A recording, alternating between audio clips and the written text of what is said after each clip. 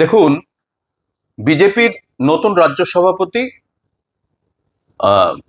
Formally অর্থাৎ আনুষ্ঠানিকভাবে শ্রমিক ভট্টাচার্য হয়ে গিয়েছেন।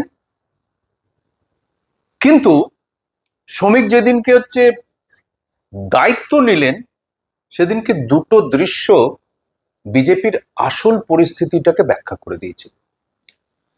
একদিকে শুভেন্দু অধিকারী আর একদিকে দিলীপ ঘোষ। নতুন রাজ্য সভাপতি দায়িত্ব নিচ্ছেন, বিজেপিটা এত ভাগে বিভক্ত, দীর্ণ, জরাজীর্ণ হয়ে রয়েছে যে প্রাক্তন রাজ্য সভাপতি, সেদিনও তিনি রাজ্য সভাপতি ছিলেন, তার আমলে 19-এ সব থেকে ভালো রেজাল্ট বিজেপির, তিনি তখন দুর্গাপুরে ডুগডুগি বাজাচ্ছেন। ভাবুন ভাবুন বিজেপির অবস্থা। এবং বিজেপি নেতৃত্ব কি করছেন না, দিলীপকে সরিয়ে রাখছেন। লাভটা কার হচ্ছে? লাভটা সরকারি দল, প্রশাসনে থাকা দল, তৃণমূলের হচ্ছে। কেননা এদের মধ্যে সব থেকে শক্তিশালী নেতা এবং যার পেছনে প্রচুর মানুষ রয়েছেন, প্রচুর দর্শক রয়েছেন, প্রচুর সমর্থক রয়েছেন, প্রচুর নেতা নেত্রী রয়েছেন, তিনি দিলীপ ঘোষ। আর সেই দিলীপ ঘোষ যখন নতুন রাজ্য সভাপতি শপথ নিচ্ছে, তখন দিলীপ ঘোষকে দুর্গাপুরে বসে ডুগডুগি বাজাতে হচ্ছে। দল তাকে সৌজন্য দেখে ন্যূনতম আমন্ত্রণ পর্যন্ত করলো না। বিজেপিটা কোন চালে চলছে শ্রোতা বন্ধুরা আপনারা নিশ্চয়ই বুঝতে পারছেন। আর দিনের প্রথম দিনেই খটকাটা শুরু হয়ে গেছে। খটকাটা কিরকম বলুন তো? খটকাটা এই রকম যে শুভেন্দু অধিকারী তিনি রাম নাম বলে যাচ্ছেন, জয় শ্রীরাম বলে যাচ্ছেন, অর্থাৎ হিন্দুত্ব দেখানোর চেষ্টা করছেন। জয় শ্রীরাম, জয় জয় শ্রীরাম, জয় শ্রীরাম,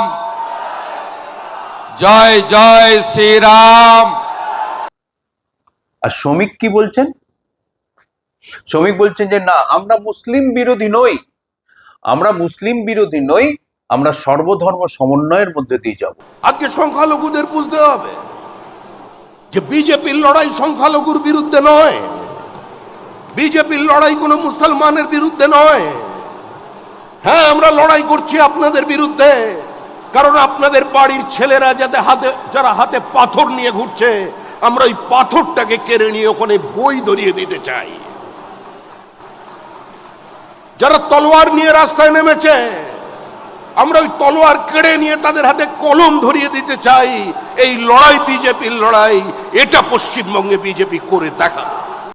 শুভেন্দু জানেন যে শ্রমিক হলেন একটু সেতু বন্ধন করে চলার নীতিতে বিশ্বাসী, তিনি আরএসএস এর লোক হলেও। আর শুভেন্দুর যেটা বিষয় হলো, শুভেন্দু যে ওর ইএসপি এখন শুভেন্দুকে এখন মানুষ নিতে পারে, যতটা উগ্র হিন্দুত্ব করতে পারবে তত মানুষের কাছে অ্যাকসেপ্টেড হবে বিজেপিয়ান হিসেবে। কেননা এর পেছনে এখনো পর্যন্ত তৃণমূলের ছাপ, দগদগে ছাপ রয়েছে। ফলে তাকে এই বিপ্লবটা দেখাতে হচ্ছে, জয় শ্রীরাম বিপ্লবটা দেখাতে হচ্ছে। আর শ্রমিককে কি করতে হচ্ছে? শ্রমিককে ভোটের জন্য এই খেলাটায়, ভারসাম্যের খেলাটায় সঙ্গে থাকতে হচ্ছে। ফলে বিজেপির দুটো জিনিস একটা পরিষ্কার হয়ে গেল, যে একজন, এটা যে বিজেপি স্ট্র্যাটেজি হতে পারে, আবার এটাও হতে পারে যে একজন আরেক রাজনৈতিকভাবে কে কোন ধারায় চলবেন সেটাও দিক নির্দেশ করে দেয়া। যেটা যে একজন উগ্র হিন্দু ভোটকে কবজা করার জন্য, পকেটে রাখার জন্য একজন থাকবে, সেটা যে শুভেন্দু অধিকারী, তিনি চড়া ভাষায় খেলবেন। আর শ্রমিক ভট্টাচার্য কি করছেন রাজ্য সভাপতি, তিনি করবেন কি না, তিনি এই যে সর্বধর্ম সমন্বয়, মুসলিমরা আমাদের বিরোধী না, অন্য ধর্মের মানুষ আমাদের বিরোধী নয়, আমরা শুধু হিন্দু হিন্দু করি না, আসুন আমাদেরকে ভোট দিন, আমরা কিন্তু আপনাদের জন্য হচ্ছে খেয়াল রাখবো, এই আবেদনটার কাছাকাছি রাখার চেষ্টা করি। কারণ শুভেন্দুর মতো উগ্রতা, শুভেন্দুর মতো নগ্ন রাজনীতি, শুভেন্দুর মতো ভাগাভাগির রাজনীতি, শুভেন্দুর মতো ভেদাভেদের রাজনীতি আর যাই হোক শ্রমিক কিন্তু করেন না। তবে পাপে চক্রে হচ্ছে যে ভগবানও ভূত হয়, শ্রমিকের সেই অবস্থায় শ্রমিক যে কোনো দিন সেই অবস্থায় পরিণত হতে পারেন। ফলে বিজেপি যে এই প্রথম বিজেপির রাজ্য সভাপতি হলো, এইটা হচ্ছে জুলাই মাস এবং পরের মে মাসে হচ্ছে ভোট, অর্থাৎ মার্চ থেকে হচ্ছে আপনার ঘন্টা বেজে যাবে, মার্চ থেকে ঘন্টা বেজে যাবে। 7 দফা 8 দফা, এবারে 9 দফায় ভোট হলেও কোনো আশ্চর্যের কিছু হবে না। আমরা 7 দফা দেখেছি, 8 দফা দেখেছি, আমরা কোভিডের সময় 7 দফা, তারপরে 8 দফা, তারপরে 9 দফা হতেই পারে। এবং তারপরে রেজাল্টটা কি হবে সেটা হচ্ছে বিজেপির নেতা নেত্রী কিংবা সদ্য নতুন রাজ্য সভাপতিও জানেন।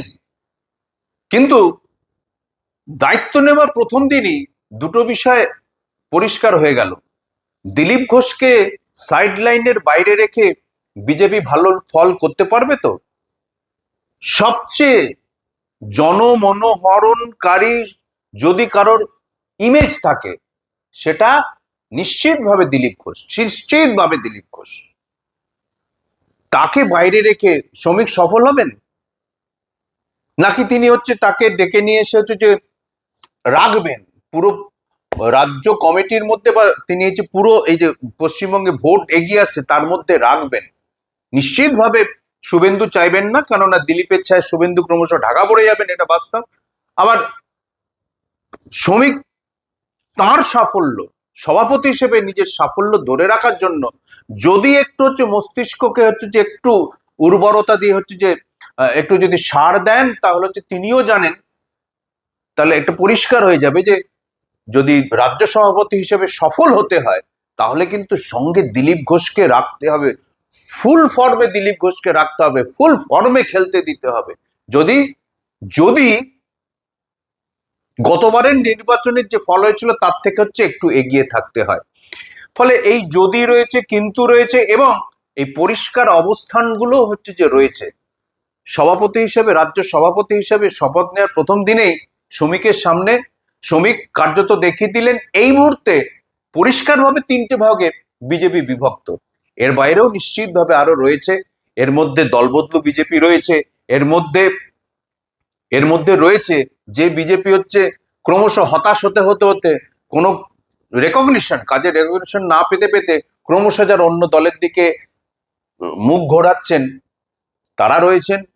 এর পাশাপাশি আরএসএস তো রয়েছেই, এর পাশাপাশি নব্য বিজেপি, প্রাক্তন বিজেপি, এরা তো রয়েছেই। ফলে বিজেপির সামনে দেখা যাচ্ছে 3টে গ্রুপ, পেছনে আরো 3টে গ্রুপ। এই বিজেপিকে নিয়ে নতুন রাজ্য সভাপতি কতখানি সফল হবেন তা আগামী দিনই বলে দেওয়া যায়।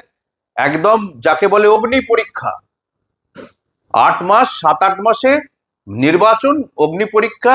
যদি ফেল করেন তার মানে আরো 5 বছর রাজ্য বিজেপিকে টিকে থাকবে তো? রাজ্য বিজেপি এগিয়ে নিয়ে যেতে পারবে তো? শ্রমিক পারবেন তো? শ্রমিক বক্তা ভালো, বলেন ভালো, হয়তো তার সঙ্গে আড্ডা মারতে ভালো লাগে, কিন্তু শ্রমিকের কতখানি সাংগঠনিক দক্ষতা রয়েছে যা দিয়ে তিনি হচ্ছেন বিজেপিকে এগিয়ে নিয়ে যাবেন, এটা তার কাছে তাকে প্রমাণ করতে হবে। এইটাই আপাতত শ্রমিকের কাছে বড় চ্যালেঞ্জ। দেখতে থাকুন, পড়তে থাকুন বিশ্ব বাংলা সংবাদ।